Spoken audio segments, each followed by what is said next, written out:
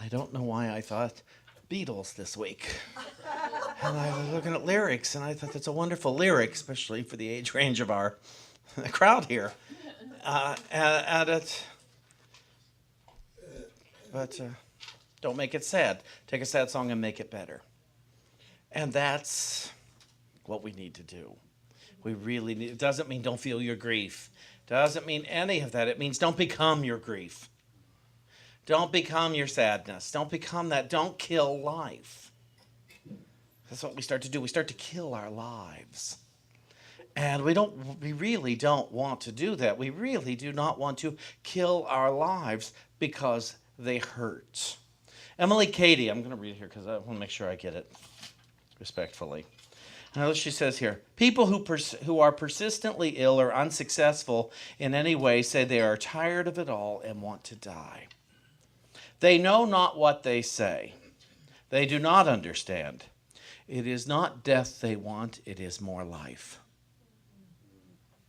And that's what all of us want. We want more life. We don't want to kill ourselves.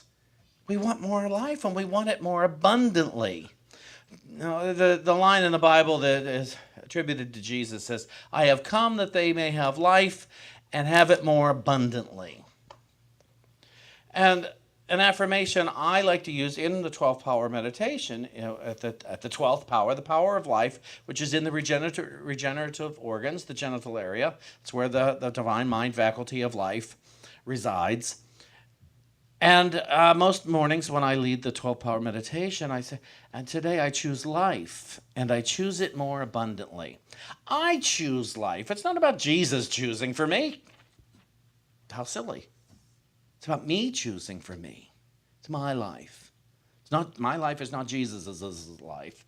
It's my life. But I'm glad he pointed the way. Or at least somebody who wrote about him pointed the way.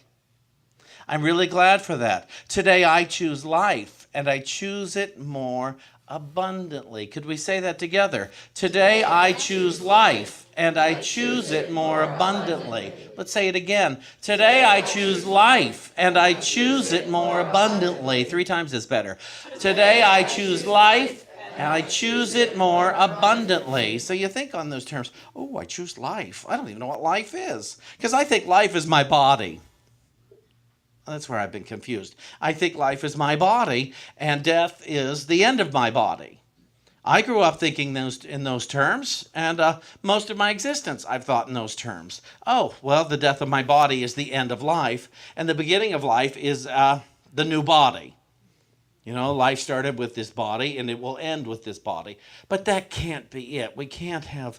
There's an awful lot going on for it just to be about a body. Wouldn't you agree? There's so much going on everywhere for this to just be about a body.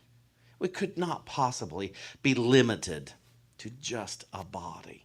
I can't have all these thoughts to just carry me around for a few years until I let go of the body. Or worse, the body lets go of me. Because I am, after all, at the mercy of my body. And so we've made our bodies our higher power. We've made our bodies God. We make a lot of things our higher power. I was talking to a friend of mine today who's relatively new to healing, a couple of years into conscious active healing, and had a relationship that lasted a very short amount of time, and he's been quite upset about it. And it's like it was a relationship that was doomed to not last. If it had, I'd have been shocked, and it certainly wasn't making him happy while he was in it. And he got miserable once he was without it. And it's because that quickly he turned this relationship into his higher power, into his God, into his identity. See, my identity is God, but what am I making God? My identity is my God. Am I making something temporary my God? Or ought I be working in my mind with the infinite as my God? With love as my God. Not the appearance of love, but love itself. Even though I can't describe it, but I know it is. I have that in me. I know. And so to keep looking at this stuff and rethinking. It's funny, it's funny. In the 12-step fellowships, they put the think sign upside down. Say, do not think. As if we're not going to think. We're always going to think. But let's try to align our thoughts with God rather than lack. Rather than lethargy. Rather than I need. And this person I was working with this morning said to me, well, if God just is, then what am I praying for? And for 2 years we've been talking about this, that you're not praying for anything. Quit praying for stuff. You already have it. Pray from. Pray from a consciousness. Charles Fillmore, Unity's co-founder, defines prayer as conscious communication, conscious communion with God. That's very different. Communion and communication, not the same thing. Conscious communion. And I've talked about this before. Quit praying for life. Oh God, give me more life. Oh God, give me more love. Oh God, give me cash so I'll know I'm loved. Give me a relationship so I'll know I'm loved. God, take away this scary thing so I'll know I'm loved. And we don't usually follow it up with, so I'll know I'm loved. But that's what the underlying thought is. If I hurt, if I'm uncomfortable, if I'm afraid, I think I'm not loved.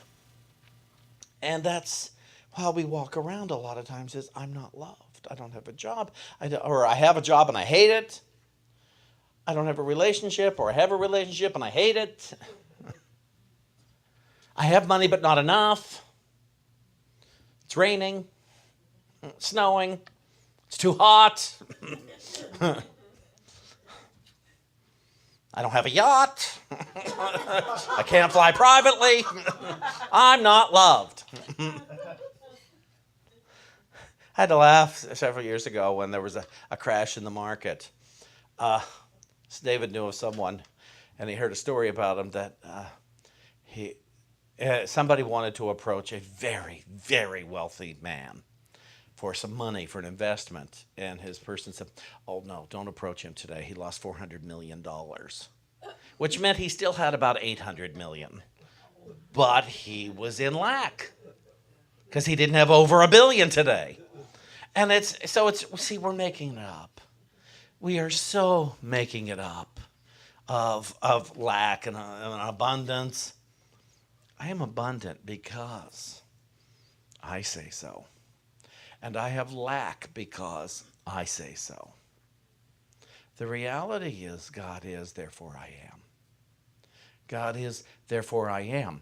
And so, if you're not wild about your I amness, you got to look at what you believe God is. What you're making God up as. What is your higher power? Is lack your higher power? Is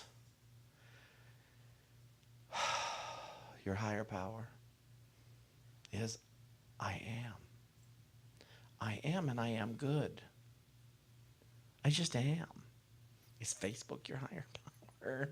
Instagram? Is attention your higher power? Positive or negative? What are you making up as your God today to inform you whether or not you're loved? Whether or not your life is good. See, there is no or not. There is no or not. And we need to get on board with that in this life. There is no time that I am not loved with an everlasting love. And so when we try to convince ourselves that we're not, when we try to tell ourselves, well, I don't have this, so I'm not loved, or if I had this, I would be loved. Let's stop that now. Let's interrupt that thought. And just remember, oh, wait a minute. I am loved. I can't not be loved. That's what I'm going to stick with for this moment. I am loved. I can't not be loved. That's how we pray in unity, because you don't know. There is affirmation and denial. You can do it in either order. That's how we were taught to pray in unity when I came in there. It wasn't, oh, please God. through denials and affirmations. Deny what is not real, affirm what is. Affirm what is real, deny what is not. Doesn't matter which order you do it in. But I am loved, and I cannot not be loved. It's not possible if God is love itself. And some people don't like the word God. I don't care. Use whatever word you have for it. But admit, it is logical to believe I am loved. We are loved. And any appearance of the absence of love is because we forgot. Any appearance in my life that I am not loved, and I look at it and say, oh, I'm not loved, in a various ways we say I am not loved. You look at it and you say, wait a minute. Maybe that appearance is just here because I forgot about love. I forgot what love is.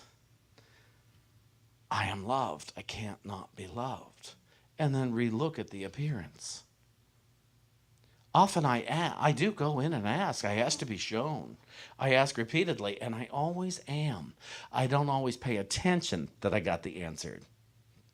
But lately I've been paying attention more and more when I ask, show me how this is love. And it's revealed to me. Sometimes I wake up a few hours later, even though I've been awake all day, but I wake up to it and I say, oh, I asked, and this is how it's showing up. I asked to be shown, and it's showing me whatever it is. It is because I want to know. I'd rather know than not know anymore. And I used to be afraid of knowing because then it's going to change everything. You see, once we awaken to a spirit within us, once we awaken to our good, once we awaken to our abundance, new choices have to be made. We can't keep using the old complaints with the new abundance. They don't work. They don't play out the way they used to, and all we end up in is a mire of ickiness. It's like we are loved with an everlasting love. But so if I know that, if I've admitted that at least once, then I can't say I'm not loved. I can only pretend. I can only pretend. I was thinking about, I don't know why I was thinking about this. I was thinking about my grandmother. And, as a kid, I'd get mad at her sometimes. I wouldn't get my own way. And I'd throw a temper tantrum. And I thought of some of the foolish faces I would make at her in my rage, things like that. And to show her how angry I was. But I was never not loved by my grandmother in my relationship with her. Not everybody had a great grandmother. My grandmother was my saving grace as a child because she just had love for me. And that love sometimes showed up in discipline, not abuse. But sometimes she had to say no because she loved me that much. Sometimes it was not appropriate to indulge my every desire. But it certainly didn't mean that she didn't love me. She saw me, she looked at me, she was interested in me. And so I got to experience that in life. And so knowing that, those faces I made never hurt her. She understood. I'm a child. She didn't have to become the child too, with the hurt feelings. She was the adult. We're not going to talk about my mother today. We're going to talk about my grandmother today. My grandmother was a loving adult in my life. I remember I was, I think, five. We had just moved to a new house after my parents' divorce, and we all, 6 of us, my brothers and me and my mother and grandparents, all lived together. It was not a happy household, particularly, except for me. I was the youngest. I wasn't aware, really, of how upset everybody else was. But I knew that my grandfather was abusive to my mother and grandmother, in that he would lay down the law, and he yelled at them. Now, I loved these 2 women. And so one day he comes home from work, 5 o'clock every day. Pappy comes home, goes on the sun porch, he reads his paper. And the only way I could defend my grandmother and my mother was to walk up to him and kick him in the shins like nobody's business and run. I ran and hid under the kitchen table. Now, by the time we sat down for dinner, nobody said anything. I mean, he came running out, and my grandmother calmed him down somehow, but it was never dealt with. I wasn't punished. I wasn't nothing. But it's... That's why you still do it today. You're sitting in the front row, mister. I can run. But I still knew I was loved by my grandparents. It didn't dawn on me that I was less than light ever. My mother, my brother, another story. We'll do them in another talk. But my grandpa, I knew. And so when I started going to church in earnest, later on, we were Presbyterian, and when I was little, which meant we went a couple of times a year for us. Later on, when my mother, with my last stepfather, because there were a few of those, we went to the Church of Christ. And there was something about that church where I got a grasp of God beyond now I lay me down to sleep. And it was still a somewhat punishing God if I weren't well behaved. But I was loved in that. And I remember when I got baptized. I was seventh grade, I think. I would have been sixth grade because we still lived with my stepfather. But baptism in that church was when you believe you knew right from wrong. An altar call, you walked up at the end. And to be baptized, which meant immersion, full immersion. And I remember doing it on a Sunday night service. I knew that afternoon I was going to. And in all my Christness, I told my mother to come to church with me that night. And I deliberately did not ask my stepfather, because that's how I was going to punish him, in my Christness, in sixth grade.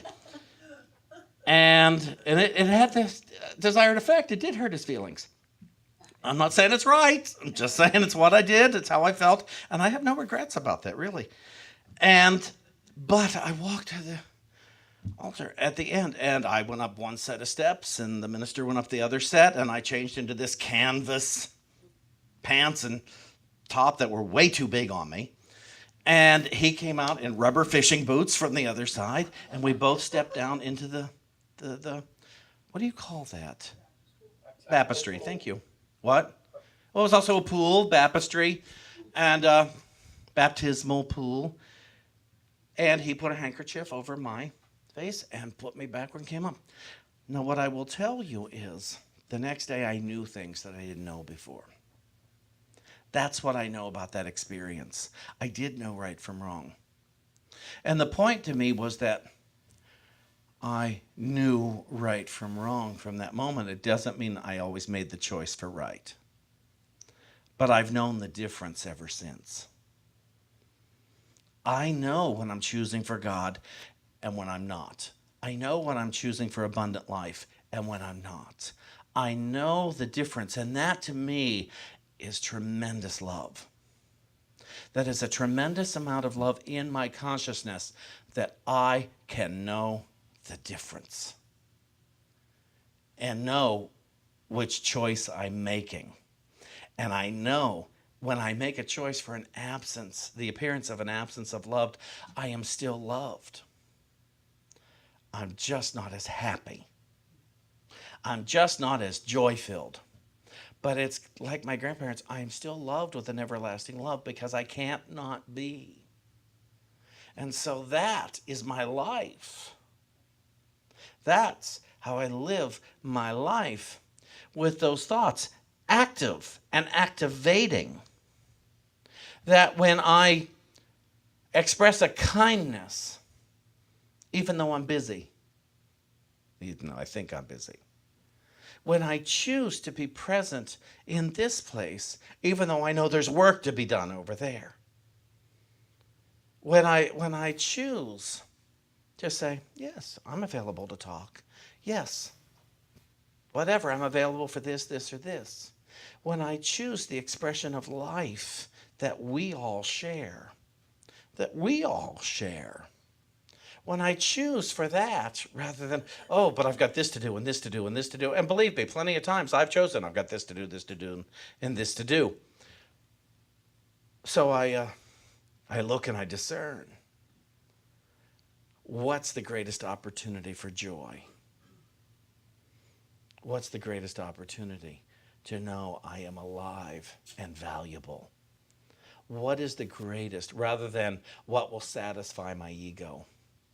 What will make me think I am loved?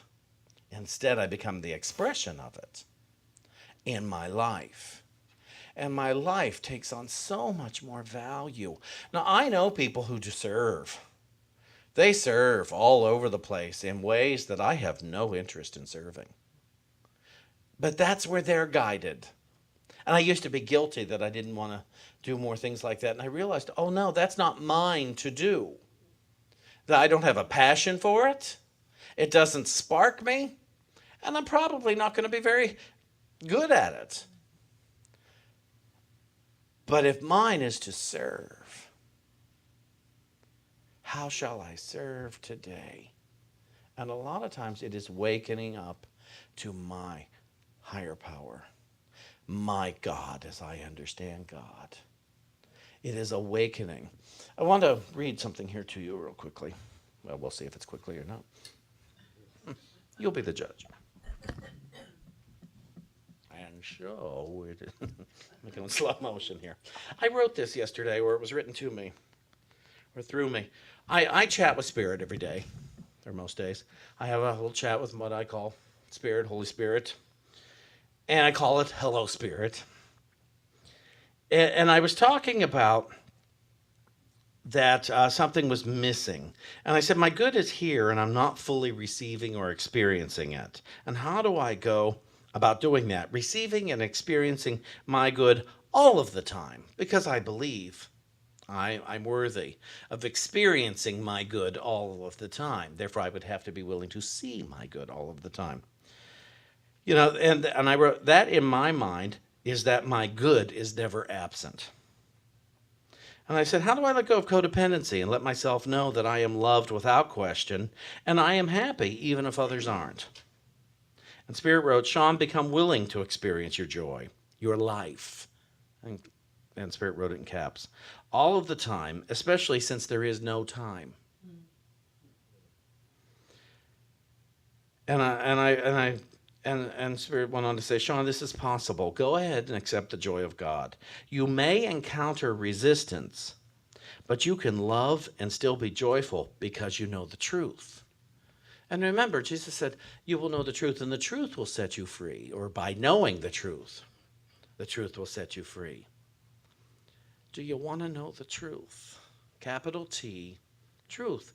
That which has no opposite. Do you want to know the good that has no opposite? Do you want to know the life that has no opposite, where there is no death? Do you want to know a life where your good could not be taken from you, but you could give it away? You could hide it. That's an option. In the love that is, we have the option of hiding our good from ourselves. We have the option of saying our good isn't here. That's a way of hiding our good. That's why I say, oh, my good's not here. And we have the option in the love that is, in the life that is, to say my good is here, whether I see it or not. It's a nice way to start. My good is here, whether I see it or not.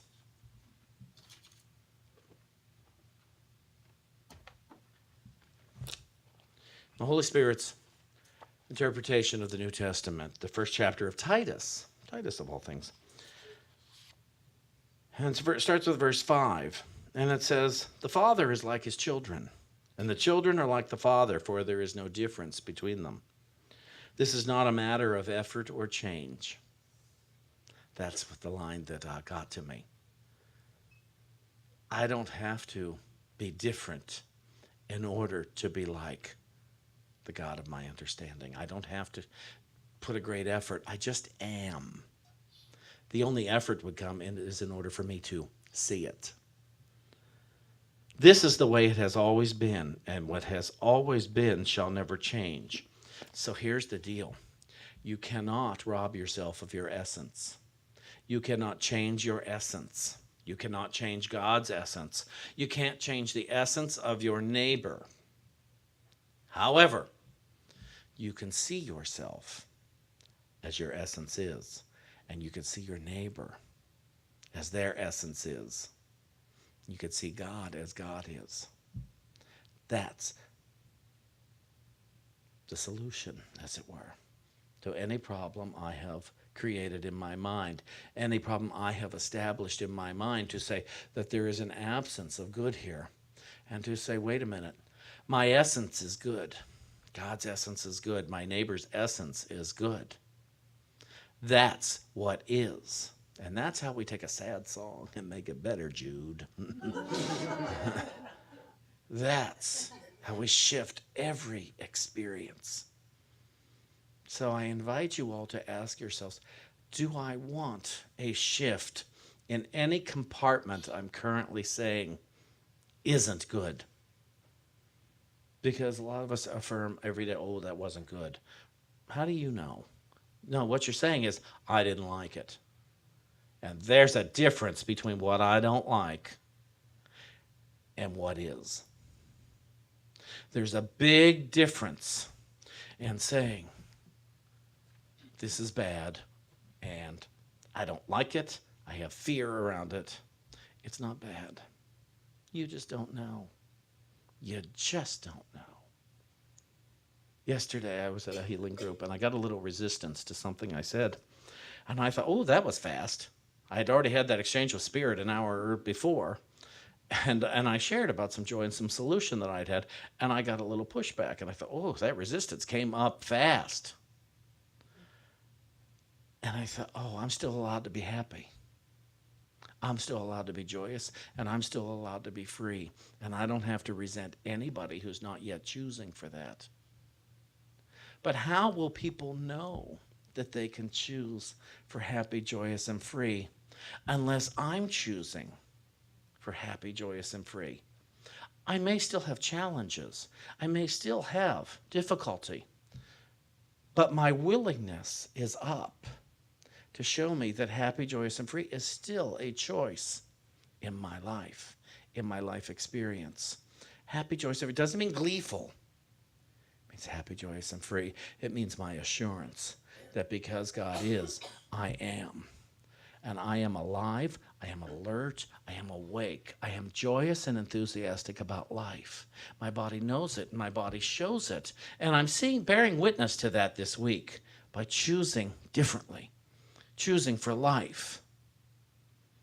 And so we're going to go out with one of my favorite affirmations I was taught early on, which is, I am alive, alert, awake, joyous, and enthusiastic about life. My body knows it, and my body shows it. Could we affirm that together? I am alive, alert, awake, joyous, and enthusiastic about life. My body knows it, and my body shows it. Let's say it again. I am alive, alert, awake, joyous, and enthusiastic about life. My body knows it, and my body shows it. 3 is good.